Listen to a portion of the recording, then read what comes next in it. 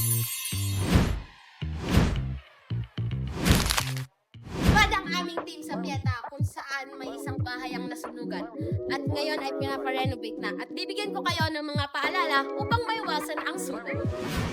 Unang paalala, tanggalin ang mga nakasaksak bago umalis ng bahay. Dapat tanggalin ang mga nakasaksak bago umalis ng bahay upang maiwasan ang overheat, short circuit o paglikha ng spark na maaaring pagmulan ng sunog. Kalawang paalala, patayin ang mga nakasinding kandila kapag hindi ito kailangan. Dapat patayin ang mga nakasinding kandila kapag hindi kailangan upang maiwasan ang aksidenteng pagkasunog ng mga gamit o bahay, lalo na kung walang nagbabantay. Katlong paalala, siguraduhin nakapatay ang kalan o gasol kapag hindi ito ginagamit o kaya aalis ng bahay.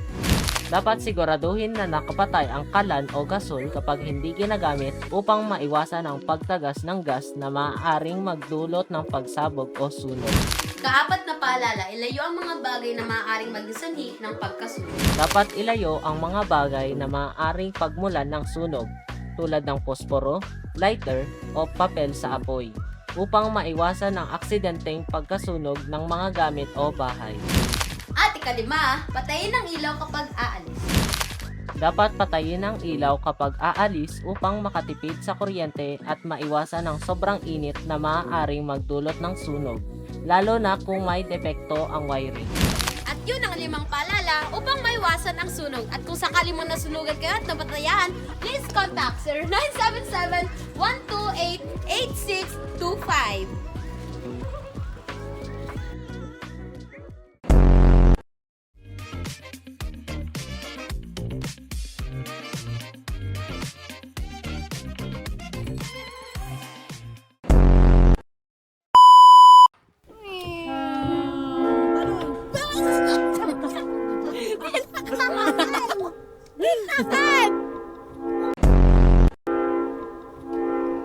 Maraming tanggalo rin maasim.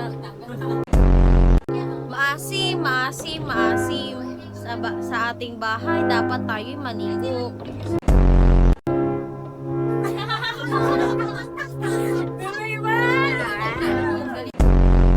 Ito ang pangarap ng kabaho. Huli laman. Ano to buksan? Ano to buksan? Oh my God! Dali, buksan. Okay.